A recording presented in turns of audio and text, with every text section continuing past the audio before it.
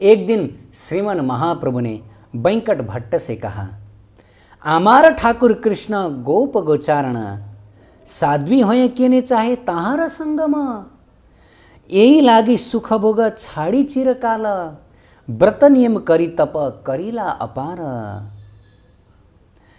श्रीमन महाप्रभु ने बैंकट भट्ट के साथ कहा, आपकी ठाकुरानी श्री लक्ष्मी जी सदा अपने कांत श्री नारायण के बक्ष स्थल पर विहार करती हैं एवं पतिव्रता शिरोमणि हैं, किंतु हमारे ठाकुर श्री कृष्ण तो एक गोप हैं, एक गोप हैं, गोप ग्वाला। गोचारण उनका काम है, गाय चराना उनका काम है। श्री लक्ष्मी जी साध्वी होकर भी उनका संगम क्यों चाहती हैं? लक्ष्मी जी साध्वी शिरोमणि मानी जाती हैं। जितने भी साध्वी हैं, पतिव्रता स्त्रियां हैं, उन सब के शिरोमणि लक्ष्मी जी हैं। तो चैतन्य चरितामृत में यहां पे श्रीमन महाप्रभु ने बैंकट भट्ट जो लक्ष्मी नारायण के भक्त थे उनको बताया, देखिए आप लक्ष्मी नारायण जी का उपासना करते हैं, आप श्री वैष्णव हैं, आपके ठकुरानी है श्री लक्ष्मी जी। लक्ष्मी जी सदा अपने कांता श्रीमन नारायण के बक्ष स्थल पर विहार करती हैं एवं पतिव्रता शिरोमणि है, किंतु हमारे ठाकुर श्री कृष्ण गोप हैं, गोचारण करना उनका काम है। श्री लक्ष्मी जी साध्वी होकर भी उनका सम क्यों चाहती हैं? साध्वी पतिव्रत होकर भी क्यों लक्ष्मी जी जो गोचारण करते हैं, गौओं को चराते हैं, वो श्री कृष्ण का संग क्यों चाहती हैं? श्री कृष्ण का साथ रहना क्यों चाहती हैं? उनके कुंज निकुंज लीला में क्यों जाना चाहती हैं जबकि वो साध्वी हैं? तो श्री चैतन्य महाप्रभु ने बैंकट भट्ट से पूछा। इसके लिए उन्होंने बहुत समय तक सुख भोगों को छोड़कर व्रत नियम पूर्वक बहुत भारी तपस्या भी की है। महाप्रभु बताते हैं बैंकट भट्ट को, देखिए लक्ष्मी जी ने श्री कृष्ण को प्राप्त करने के लिए उन्होंने अपने वैकुंठ के सुख सुविधा भी त्याग दिए हैं और उन्होंने भारी तपस्या भी किए हैं। यहाँ पर यही बताया, हमारा ठाकुर कृष्ण गोप गोचारण साधी हये केने चाहे ताहार संगम, यही लागी सुख भोग छाड़ी चिरकाल। लक्ष्मी जी ने चिरकाल से सुख भोग के अपने संपूर्ण इच्छा को त्याग दिया, वैकुंठों के सुख को भी त्याग दिया और व्रत नियम करी तप करीला अपार। बहुत कठोर व्रत तपस्या उन्होंने किया, किस लिए? कि श्री कृष्ण का साथ मिलन हो। लक्ष्मी जी श्री कृष्ण का मिलन चाहती है, जबकि श्रीमन नारायण के बक्षस्थल में वो रहती हैं।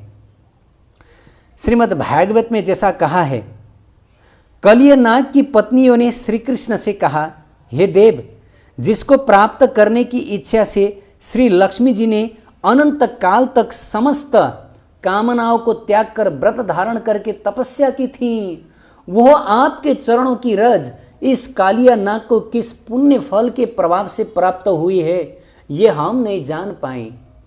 कालिया नाग की जो पत्नियां थी, जमुना में जब कालिया दमन किए श्री कृष्ण ने, तब कालिया नाग की पत्नियां ने इस प्रकार प्रार्थना की श्री कृष्ण को कि हे प्रभु, आपके चरण धूल लक्ष्मी जी को भी प्राप्त नहीं है, लक्ष्मी जी भी आपके चरण धूल प्राप्त करने के लिए तपस्यारत है, फिर भी उनको नहीं मिला। ये बात सत्य है कि लक्ष्मी जी आज भी वृंदावन में, यहाँ के प्रसिद्ध जो भांडीर वन है, यहाँ पे आज भी लक्ष्मी जी श्री कृष्ण प्राप्ति के लिए तपस्या करके बैठी हैं, लेकिन लक्ष्मी जी को अभी तक श्री कृष्ण का प्राप्ति नहीं हुआ, अभी तक। तो आगे बताते हैं, श्री भट्ट ने कहा, श्री कृष्ण और श्री नारायण एक ही स्वरूप है। जब चैतन्य महाप्रभु ने यह प्रश्न पूछा, लक्ष्मी जी नारायण को छोड़ के क्यों श्री कृष्ण को पाना चाहती हैं, क्यों श्री कृष्ण को पाने के लिए तपस्या की कर रही हैं, तो बैंकट भट्ट ने कहा, श्री कृष्ण और श्री नारायण स्वरूप एक ही है, किंतु श्री कृष्ण में लीला, कला विलास, नैपुण्य एवं रूप माधुर्य आदि कुछ अधिक गुण है। इसलिए श्री लक्ष्मी जी ने कौतुकतावश श्री कृष्ण के संगम की इच्छा की थी। श्री कृष्ण के स्पर्श से उनका पतिव्रता धर्म भी नाश नहीं होता, क्योंकि श्री कृष्ण एवं श्री नारायण एक ही स्वरूप हैं। इसके प्रमाण स्वरूप श्लोक का उल्लेख भी करते हैं वेंकट भट्ट। यद्यपि श्री नारायण तथा श्री कृष्ण में सिद्धांतानुसार स्वरूपतः कुछ भी भेद नहीं है, तथापि केवल प्रेम रस निबंधन में श्री कृष्ण का उत्कर्ष है। स्वयं वेंकट भट्ट यहाँ पे स्वीकार कर रहे हैं श्री नारायण और श्री कृष्ण स्वरूपतः एक ही हैं, लेकिन श्री कृष्ण में जो प्रेममय रस निबंधन है वो श्री नारायण के अपेक्षा बहुत है, अधिक है। वेंकट भट्ट ने स्वीकार किया। प्रेम का इस प्रकार स्वाभाविक है कि आलंबन को आश्रय का उत्कृष्ट रूप में प्रदर्शन करता है, अर्थात प्रेममय रस का ये धर्म है कि सौंदर्य, माधुर्य आदि वर्धित करके उस रस के आश्रय श्री कृष्ण के रूपादि को अत्यंत मनोरम कर देता है, जिससे उनका चित्ताकर्षक तो बढ़ जाता है। श्री वेंकट ने कहा, श्री कृष्ण संग से उनका पतिव्रता धर्म नाश नहीं होता, अधिकिंतु उन्हें रास विलास की भी प्राप्ति हुई है। श्री लक्ष्मी जी विनोदिनी है, यदि वह श्री कृष्ण सम की अभिलाषा करती हैं तो उसमें कोई दोष नहीं आता। आप क्यों हंसी उड़ा रहे हैं प्रभु?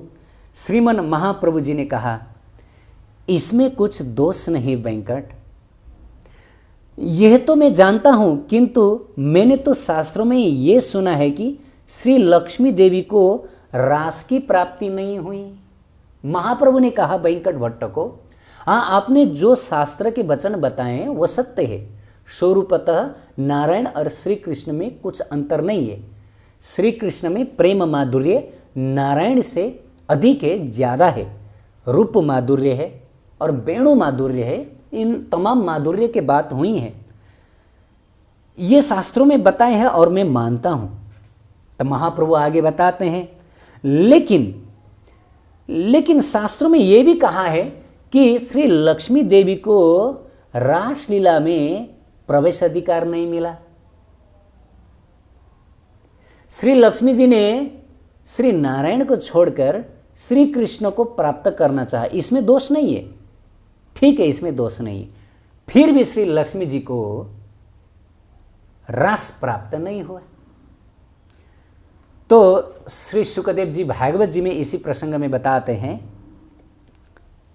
रासोत्सव में भगवान श्री कृष्ण की भुजलताओं द्वारा आलिंगित कंठ होकर अपने मनोरथों को पूर्ण करते हुए ब्रज सुंदरी गणों ने जिस कृपा व सौभाग्य को प्राप्त किया, वो कृपा श्री कृष्ण के वाम वक्षस्थल में सदा निवास करने वाली परम प्रेममयी लक्ष्मी देवी प्राप्त न कर सकी। श्रीमद् भागवत में भी सुखदेव जी महाराज ने इसी तथ्य को कहा है कि गोपियों को जिस प्रेम प्राप्त हुआ था, लेकिन लक्ष्मी जी को वो प्रेम प्राप्त नहीं हुआ। भागवत जी में यह कहा है, श्री कृष्ण के आलिंगन सुख प्राप्त नहीं हुआ, गोपियों को प्राप्त हुआ, लेकिन लक्ष्मी जी को प्राप्त नहीं हुआ। जब कमलों की सुगंध एवं कांति वाली स्वर्ग की अप्सराएं भी प्राप्त न कर सकी, फिर अन्य कामिनियों की बात ही क्या। अप्सराओं को भी प्राप्त नहीं हुआ, लक्ष्मी को भी प्राप्त नहीं हुआ श्री कृष्ण के आलिंगन, श्री कृष्ण के रास मंडल, सिर्फ गोपियों को ही प्राप्त हुआ। सुखदेव जी महाराज ने इस तथ्य को कहा है भागवत जी में।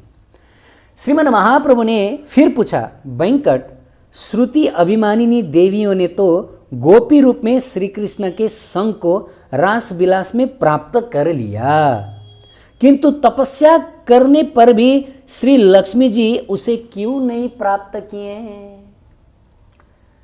श्रुतियां ने गोपी के शरीर प्राप्त करके रासलीला में अपना उपस्थिति दिखाया। और रासलीला में चली गई श्रुतियां, जिनको श्रुतिचारी गोपियां कहते हैं। जो श्रुतियां थीं उन्होंने गोपी रूप धारण किया। लेकिन लक्ष्मी जी ने इतने बड़े तपस्या करके, इतने भारी तपस्या करके भी उन्होंने श्री कृष्ण का संग प्राप्त नहीं कर सके। क्यों? इसका कारण क्या है?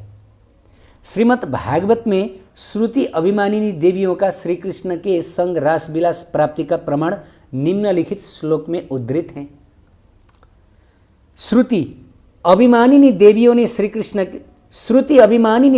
श्री कृष्ण से कहा, प्रणह मन तथा इंद्रियों के संयमन पूर्वक योग में निपुण मुनिगण हृदय में जिस निर्विशेष ब्रह्म तत्व की उपासना करते हैं या प्राप्त करते हैं, आपके शत्रुगण भी द्वेष एवं भय से आपका स्मरण करते हुए उसी ब्रह्मत्व को प्राप्त कर लेते हैं। और सर्पाकार आपकी भुजाओं में आसक्ति रखने वाली श्री राधा प्रवृत्ति आपकी नित्य कांतागण आपकी जिस चरण कमल सुधा को साक्षात भाव से वक्षस्थल पर धारण करती हैं, उन गोपियों का अनुगत्य आलंबन करके हम भी उनके समान आपकी उस चरण सरोज सुधा को प्राप्त हुए हैं। श्रीमद् भागवत ने इस प्रकार किया बताया है श्री शुक मुनि ने कि श्रुतियों ने कहा, प्रार्थना किया कि हम लोगों ने गोपियों के, राधा रानी और राधा रानी के कृपा प्राप्त गोपियों के अनुगत्य करके, अर्थात जो हमारे गौड़िया वैष्णव में एक सिस्टम है, वो सिस्टम में गुरु राधा कृष्ण मंत्र से दीक्षित करते हैं और सिद्ध मंत्र देते हैं, सिद्ध स्वरूप देते हैं शिष्यों को, जिस स्वरूप से गोपी अनुगत्य, मंजरी अनुगत्य करके वो निवृत्त निकुंज में प्रवेश करते हैं। इसको मंजरी उपासना कहते हैं। ये श्रीमन महाप्रभु का महाअवदान है और किसी जगह पे और किसी मार्ग में ये महाअवदान नहीं है कि सिद्ध स्वरूप प्राप्त करके इसी शरीर में, साधक देह में ही सिद्ध स्वरूप प्राप्त करके और गुरु से विशिष्ट राधा कृष्ण जुगल मंत्र प्राप्त करके और वो सिद्ध स्वरूप में भगवत लीला का स्मरण करके उसी लीला में प्रवेश करना, इसको मंजरी उपासना कहते हैं। महाप्रभु ने ये वरदान दिया है और किसी जगह में ये वरदान नहीं मिलेगा। केवल महाप्रभु ने ही इस वरदान इस धरती में लाए हैं। ये राधा दास्य महाप्रभु का ही अवदान है। तो यहाँ पे श्रुतिचारी गोपियां ने यही कहा कि हमने तो राधा और राधा के कृपा पात्र उन गोपियों का अनुगत्य करके गोपी पद प्राप्त किया। बिना गोपियों के अनुगत्य, बिना राधा रानी के आराधना, एकनिष्ठ आराधना, किसी को भी गोपियों का पद मिलेगा ही नहीं। मंजरियों का पद, किंकरियों का पद तो वो बहुत दूर की बात है, गोपियों का पद भी नहीं मिलेगा। तो अभी यहाँ प्रसंग आगे बढ़ेगा। श्रीमन महाप्रभु ने कहा, श्रुतियों ने तो रास में श्री कृष्ण को प्राप्त कर लिया, किंतु श्री लक्ष्मी जी उसे प्राप्त कर न सकी। इसका कुछ तो कारण कहो। श्री वेंकट ने कहा, इस रहस्य को तो मैं नहीं जान पाया हूँ प्रभु। मैं तो जीव हूँ, मेरी बुद्धि क्षुद्र है और स्वाभाविक चंचल है, किंतु भगवान की लीला कोटि समुद्र के समान गंभीर है। आप वही साक्षात श्री कृष्ण है। अपनी लीला आप ही जानते हैं। जिसको अपना मर्म आप ही जानते हैं, आप ही बता सकते हैं प्रभु। प्रभु ने कहा, श्री कृष्ण का एक विलक्षण स्वभाव है कि वह अपने माधुर्य से सदा सबका मन हरण कर लेते हैं। केवल नित्य सिद्ध परिकर ब्रजवासियों के भाव से ही श्री कृष्ण की चरण सेवा प्राप्त हो सकती है। ब्रजवासी श्री कृष्ण को ईश्वर करके नहीं मानते। कोई उनको अपना पुत्र मानकर उन्हें ओखल में बांध देती हैं, कोई उनका अपना सखा मानकर खेल में जीतकर उनके कंधे पर चढ़ जाते हैं, जैसे सखाओं श्री कृष्ण के कंधे पर चढ़ जाते हैं। न माता पिता श्री कृष्ण को भगवान मानते हैं, न उनके सखाएं श्री कृष्ण को भगवान मानते हैं। वो तो अपना दोस्त, अपना सखा मानते हैं, अपना लाला मानते हैं। ये है ब्रज भक्ति। वैकुंठ भक्ति और ब्रज भक्ति में अंतर यही है। वैकुंठ भक्ति में श्री कृष्ण को भगवान माना जाता है, जगदीश्वर माना जाता है, लेकिन गोलोक भक्ति और विशेष वृंदावन ब्रज भक्ति में ऐसा नहीं होता। ब्रज भक्ति में भगवान नहीं मानते, अपना लाला मानते हैं, अपना सखा मानते हैं। ब्रजवासी उन्हें केवल श्री नंदराज का पुत्र ही जानते हैं, उनमें श्री कृष्ण के ऐश्वर्य का ज्ञान नहीं होता। वे उनसे अपने संबंधानुसार ही प्रेम करते हैं। इसलिए नित्य सिद्ध परिकर रूप जो ब्रजवासी गण है, उनके अनुगत्य भाव को लेकर जो उनका भजन करता है, वही ब्रज में श्री ब्रजेंद्र नंदन की सेवा को प्राप्त कर सकते हैं। तब महाप्रभु ने बताया वेंकट भट्ट को, सुनो वेंकट, वास्तव में वृंदावन के भजन और वैकुंठ के भजन फर्क है, अंतर है, इसमें एक ही नहीं है। वृंदावन के जो भजन है जिसे राधा कृष्ण प्राप्त होते हैं, उसमें क्या होता है कि वृंदावन के जो परिकर हैं, यथा नंद यशोदा, सुबल श्रीदामा और मंजरी किंकरी सखियों का अनुगत्य लेके भजन करना पड़ेगा, तभी ब्रजेंद्र नंदन श्री कृष्ण मिलेंगे, नहीं तो नहीं मिलेंगे। महाप्रभु ने यही बताया, नहीं तो नहीं मिलेंगे। अगर किसी को गोपी बनना है तो उनको मंजरियों का अनुगत्य लेना है, ललिता विशाखा आदि सखियों का अनुगत्य में भजन करना पड़ेगा। श्रृंगार रस में प्राप्त होना है ना, तब वही श्रृंगार रस में जो सिद्ध परिकर हैं, ललिता विशाखा रूप रति मंजरियों का अनुगत्य लेके और उनके अनुगत्य में रहे हुए वर्तमान भक्तों का अनुगत्य करके प्राप्त होते, नहीं तो नहीं प्राप्त होते हैं। तो अगर कोई सख्य भाव में प्राप्त होना चाहते हैं तो श्रीदाम सुबाला जैसा जो सख्य परिकर हैं, उनके अनुगत्य में भजन करना पड़ेगा। अगर कोई वात्सल्य भाव में भगवान को प्राप्त होना चाहते हैं तो उनको नंद यशोदा के अनुगत्य में भजन करना पड़ेगा। यही है ब्रज की भक्ति। ब्रज की भक्ति और वैकुंठ के भक्ति में अंतर है। वैकुंठ की भक्ति में अनुगत्य का प्रश्न नहीं होता। वैकुंठ की भक्ति में अनुगत्य नहीं होता, लेकिन अनुगत्य केवल वृंदावन के ही भक्ति में होता है। तो प्रिय भक्त भागवत, चैतन्य महाप्रभु ने बताया, जब तक ब्रज के परिकरों का अनुगत्य नहीं होगा तब तक किसी को ब्रज में प्रवेश नहीं मिलेगा। श्री सुखदेव जी ने महाराज परीक्षित से कहा, यह यशोदा पुत्र भगवान श्री कृष्ण भक्तिमान पुरुषों के लिए जैसे सुलभ व अनायास लभ्य हैं, देहाभिमानी पुरुषों के लिए, देहाभिमान शून्य ज्ञानी पुरुषों के लिए और तो क्या, ब्रह्मा शिव तथा लक्ष्मी आदि जो भगवान के आत्मभूत स्वरूप है, उनके लिए भी उतना सुलभ एवं अनायास लभ्य नहीं है। शिवजी, ब्रह्मा जी, लक्ष्मी जी को भी श्री कृष्ण सुलभ नहीं है, उनके लिए भी दुर्लभ है। लेकिन जो ब्रज के भक्तों का पद चिन्ह को अनुसरण करके भजन करता है, उसके लिए इतना सुलभ है। सुखदेव जी महाराज ने कहा, महाप्रभु ने बताया, श्रुति अभिमानिनी देवियों ने ब्रज गोपी गणों के अनुगत्य होकर गोपी भाव को अंगीकार करके यशोदा नंदन श्री कृष्ण का भजन किया। हाँ, बात तो यहां आई। श्रुतिचारी गोपियों ने क्यों कृष्ण को प्राप्त किया, लेकिन लक्ष्मी जी ने क्यों प्राप्त नहीं किया? क्योंकि श्रुतिचारी गोपियों ने ब्रज के गोपियां जैसा राधा रानी, ललिता विशाखा आदि गोपियां के अनुगत्य में, उनके गाइडेंस में, उन लोग द्वारा प्रदत्त मंत्रों उच्चारण करके, उनका भजन करके प्राप्त कर लिया।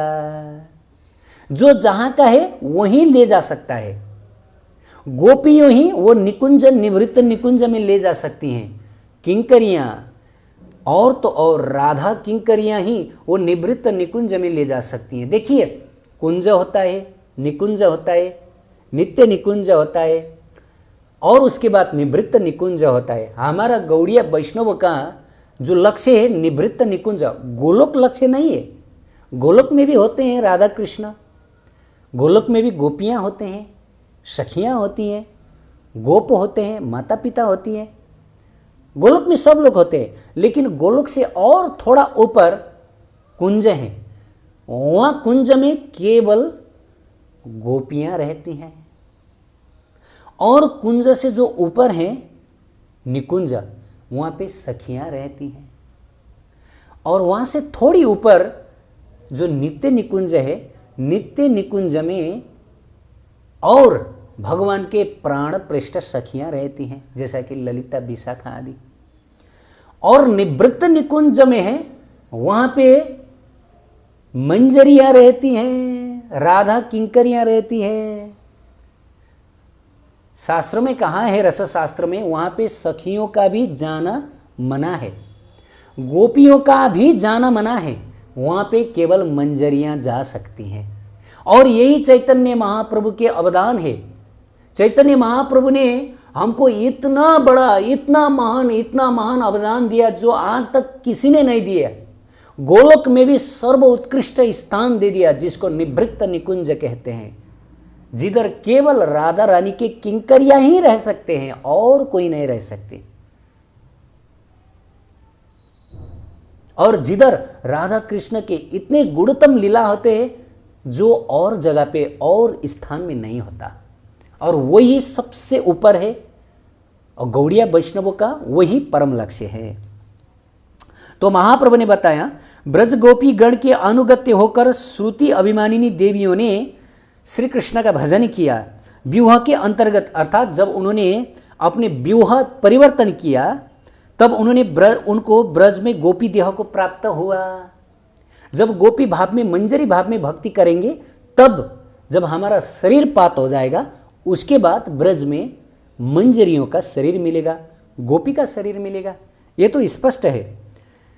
तब उस देह से श्री कृष्ण के साथ रासलीला की, अर्थात श्रुति अभिमानिनी देवियों ने अपने दो दो शरीर बना लिया।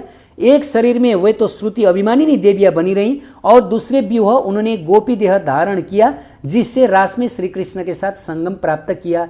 श्री कृष्ण गोप जाति हैं, वे नर लीला में अपने में गोप अभिमान करते हैं, इसलिए उनकी प्रेयसी भी स्वाभाविक गोप कन्या गोपिका ही हो सकती हैं। श्री कृष्ण गोपी से और किसी भी स्त्री को स्वीकार नहीं करते, और किसी भी स्त्री, अगर किसी को श्री कृष्ण को प्राप्त करना है तो उसको गोपी ही बनना है बस। क्योंकि शास्त्र में बताए हैं, ये चैतन्य चरितामृत में बताए हैं, श्री कृष्ण गोप जाति के हैं, इसलिए श्री कृष्ण अपने प्रेयसी के रूप में गोपियों को ही स्वीकार करते हैं और किसी को स्वीकार नहीं करते। लक्ष्मी जी को इसलिए स्वीकार नहीं किया क्योंकि लक्ष्मी जी ने गोपियों का अनुगत्य नहीं किया। महाप्रभु आगे कहते हैं, लक्ष्मी जी किंतु ये चाहती थी कि उसी लक्ष्मी देह से श्री कृष्ण का संगम प्राप्त हो। वो गोपी देह धारण करना ना चाहती थी और ना ही उन्होंने गोपिकाओं के अनुगत्य में भजन किया। स्पष्ट बात है। इसलिए उनको रासलीला में श्री कृष्ण संगम प्राप्त न हो सका और श्रुति देवियों ने गोपी देह एवं गोपी भाव का अनुगत्य स्वीकार किया, इसलिए उन्हें श्री कृष्ण की रासलीला में संगम सुख प्राप्त हुआ। बहुत स्पष्ट बात है। महाप्रभु ने कहा, गोपी देह के अतिरिक्त और किसी देह से रास विलास का अधिकार नहीं प्राप्त होता, नहीं प्राप्त होता, नहीं प्राप्त होता। नायम सुखापो भगवान देहिनाम गोपिका सुता ज्ञानिनम चात्मभूतानम यथा भक्तिम मताम इह। शास्त्र में कहा है कि सिर्फ और सिर्फ गोपियों ही श्री कृष्ण को प्राप्त कर सकते हैं और कोई नहीं।